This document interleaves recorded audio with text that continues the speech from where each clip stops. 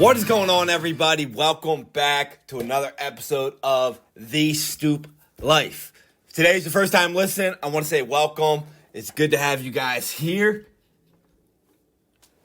And you're in the right place for everything sports related. Now, today I'm going to be real quick with you guys because I'm doing a podcast before Game 2 of the NLCS. We are a Philadelphia-based podcast, so you know the Phillies are on, and we're ready to do it. So today we got NFL Week 6 just ended. Already Week 6, guys. Time's flying like that. It's going by quick. We're lucky we got extra game again this year, so we get to see more football than we usually do. But it's going by fast. And, you know, fantasy football, I'm hurting in some of my leagues, and in some of my leagues I'm getting a couple lucky wins because people are getting a lot of injured players. You know, this week we had another onslaught of injured players. Trevor Lawrence hurt his knee. Fields hurt his hand. Jimmy G hurt his back. Anthony Richardson hurt his throwing shoulder. Now he may need surgery and he may miss the remainder of the year. Other guys we got CMC, oblique/ribs. David Montgomery got hurt as well. He's going to miss some time. Karen Williams is going to miss this week. He hurt his ankle. Deebo Samuel hurt again. He hurt his knee/ankle/hamstring, basically his leg. He might play, though. Trent Williams and Lane Johnson both hurt ankle, respectively, on both of them. A lot of injuries. We could sit here and talk for 20 minutes about that, but what do you guys think is causing all these injuries? There's some people that are saying it's because of lack of preseason, lack of, prep for these guys. Maybe. It's more Thursday night football games. People are playing less rest, maybe. I don't know what it is. But the injuries this year are absolutely insane. There's just 100 superstars that are injured. I'm not just talking about random guys, because if I would throw in some random guys that are injured right now, the list would be, it'd be a biography. It'd be huge. It'd be a lot of them. It'd be 1,000 of them. But for fantasy football purposes, good luck on the waiver wire. There's a bunch of trash players that you can pick up. I was going to go over them, but you guys even look at your fantasy football free agents. The third string running back from Arizona, the fourth string running back from LA. Yeah, good luck with that. You're in some trouble if you need some pickups this week.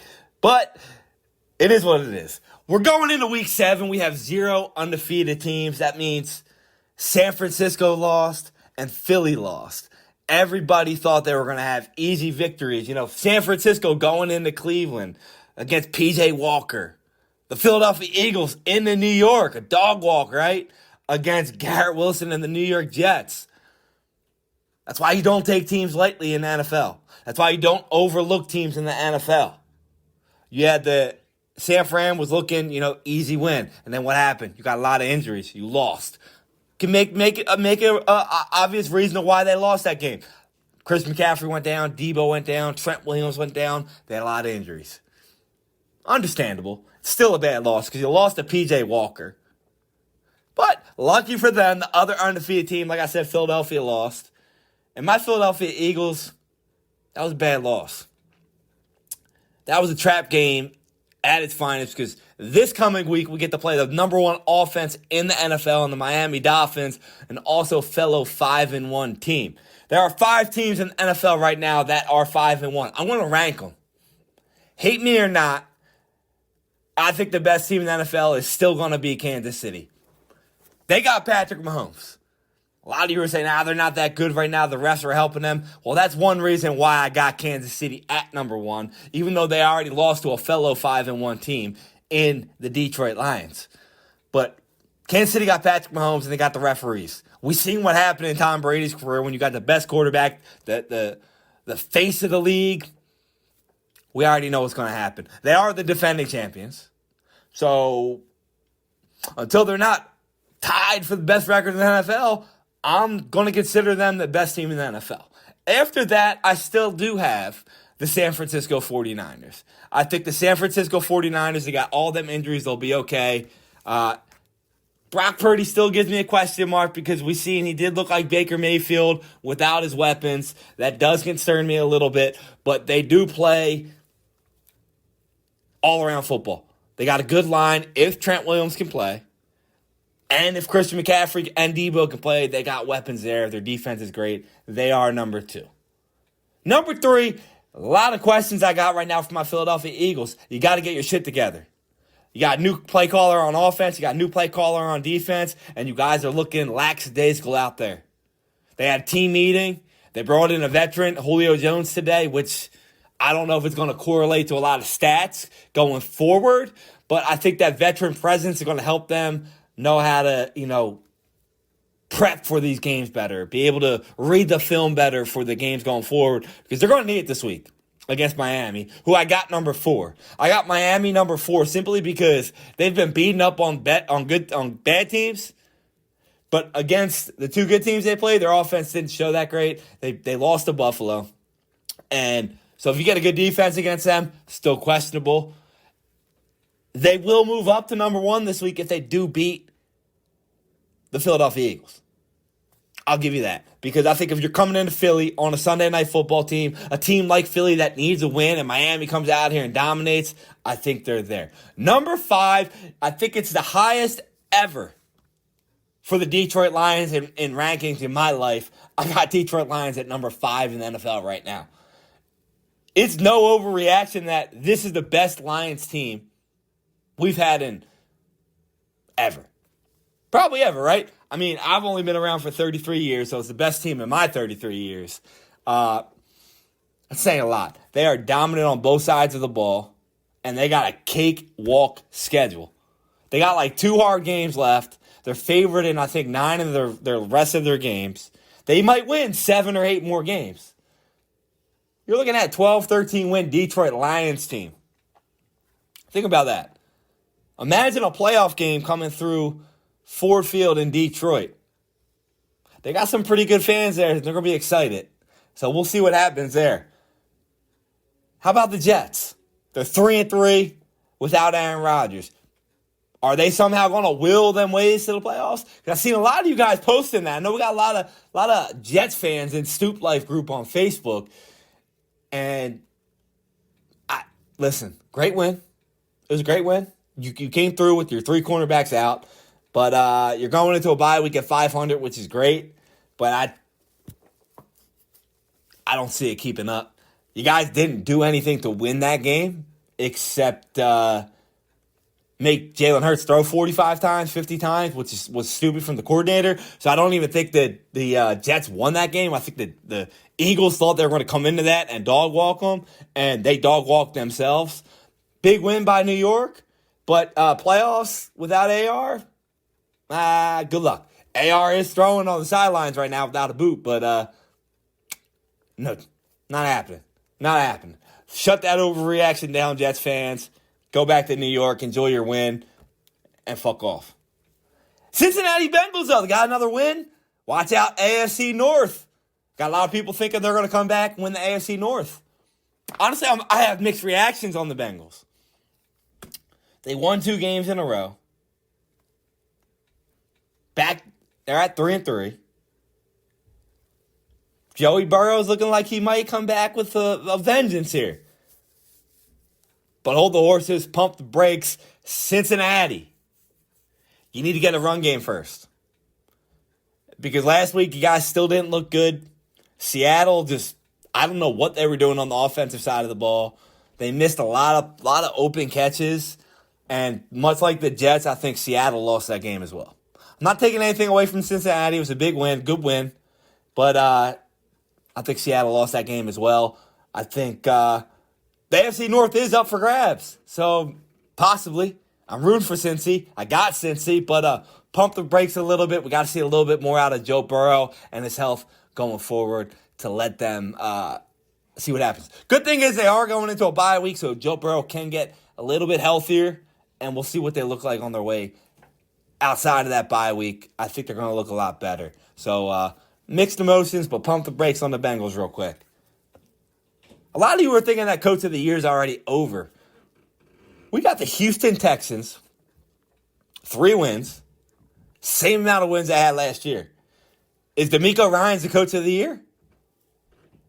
Honestly, like if they keep going at this pace, it's not an overreaction at all. But there is another man out there named Dan Campbell from Detroit, and he's not getting ripped off again this year. Dan Campbell should have won Coach of the Year last year, but he didn't make the playoffs, so they didn't give it to him.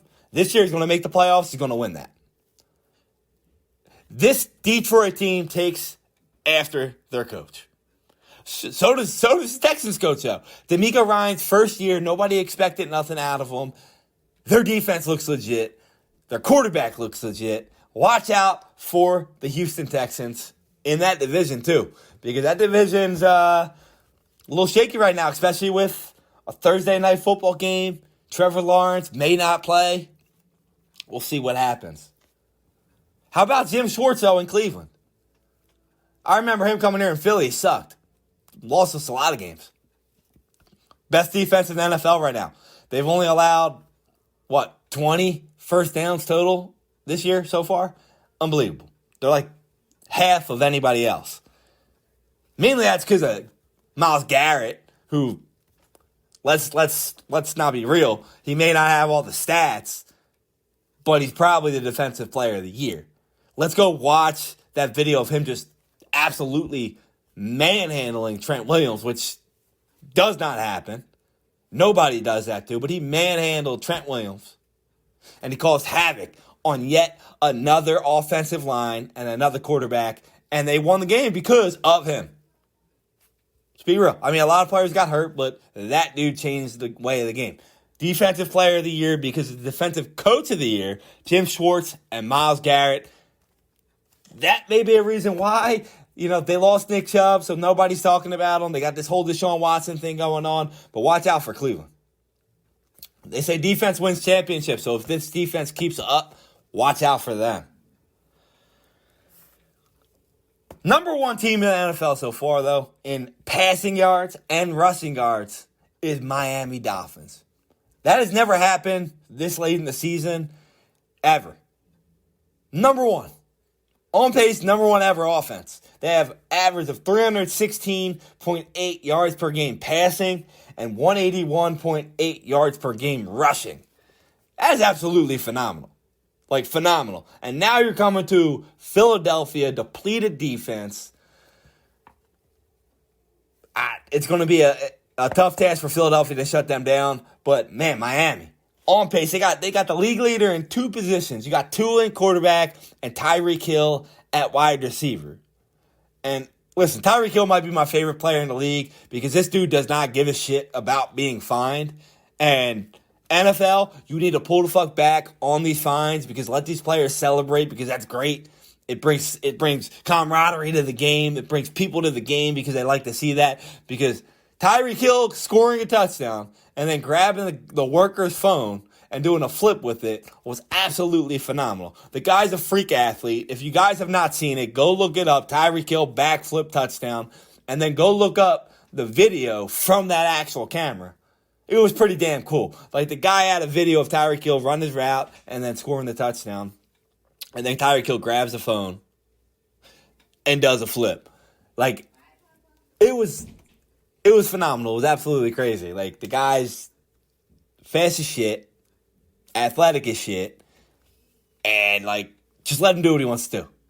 I like watching it. I'm sure you guys do too, so let them do that. So I want to see, what do you guys think is more impressive right now? The fact that Tyreek Hill is on pace for 2,300 yards, number one wide receiver right now with 814 yards, or the fact that Zach Moss is the number two running back in the NFL with yards.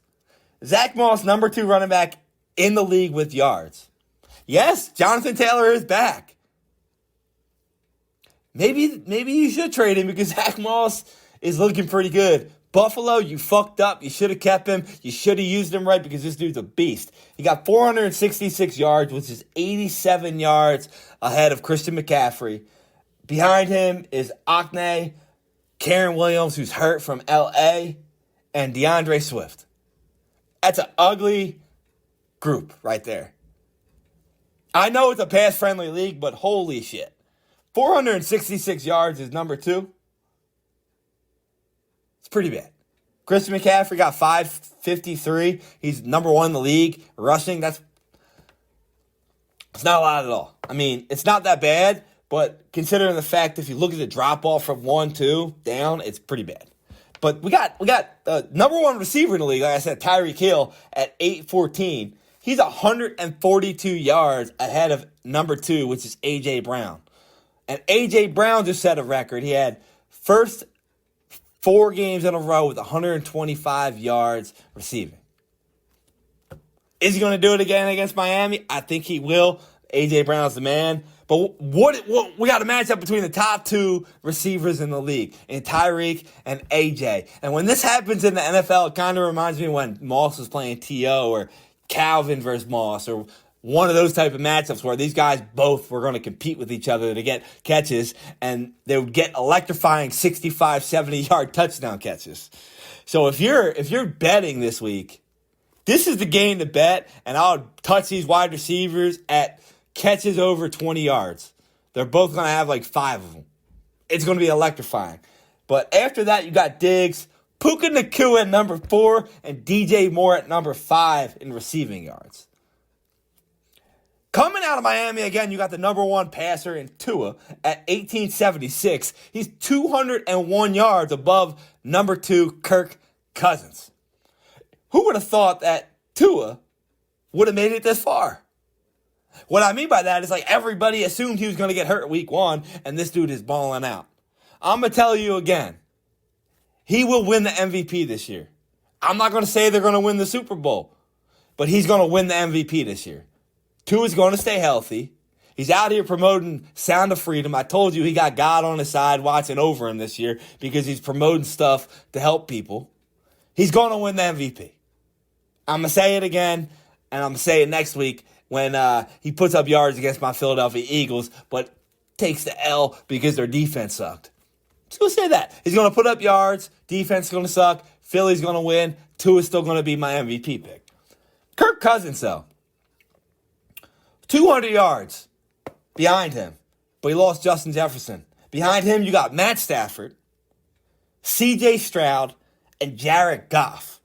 Now, I said the running backs were ugly, but how ugly are the quarterbacks? Tua, Kirk Cousins, Matt Stafford, C.J. Stroud, and Jared Goff. If you would have sat here through 6 weeks of football and told me that was the top 5, I'd have asked you for, like, lottery numbers because you came back from the future. NFL is not going how anybody thinks it's going right now, and I love it. I don't like that it's rigged. I don't like that the games are fixed because last week, don't even get me started on that because I'm going to try and cut this podcast off here shortly, but this week's games, if you watch them and if you bet anything on them at all or watch any of the spreads or watch any of that and watch what some of these referees were calling on these plays to keep the games a close line or cover a spread or an over-under, this was the worst week of rigged football I've ever seen in my life. Give me a like on my post here if you agree with me. Because people are starting to wake up and see what we mean by that because it's pathetic. The NFL is entertainment. It's awesome. But that shit is fixed. Let's be real. But anyway, guys, I hope you enjoyed the podcast. I'm going to hop off of here. We will be back again. I know the Phillies play on Thursday, but I got to do a podcast on Thursday because we got UFC coming up. And this UFC event we got coming up is one of my favorite events of the year. It was already my favorite, and then they switched them. We got the main event between my man, Alexander Volkanovski, taking on 11-day notice, moving back up in weight, fighting Islam Makhachev again. And then we got the co-main event. We got the former middleweight champ, not the middleweight champ, the former welterweight champ, Kamaru Usman, moving up in weight again on 11-day notice to fight the animal Khamzat Chimaev. This is the best co-main event, main event ever. Maybe not ever because I can't think of some great ones, but off the top of my head, can't top this one. You really can't. This is phenomenal. I can't wait to do it. We're going to be here. We're going to break it down. So be on the lookout for that because it's going to be fire. It's going to be fire. I'm going to be hype. I'm going to have like 3 energy drinks while I'm doing it. So I'll be all amped up. So tune in. And again, guys, follow us on Instagram at Stoop Life Sports, or follow us on Facebook in the Facebook group at The Stoop Life. And then be sure to follow us on YouTube at Stoop Knockout. You can get all the links on our Instagram page, right in our bio. So follow us there. Thanks for listening. Love you guys. Peace out.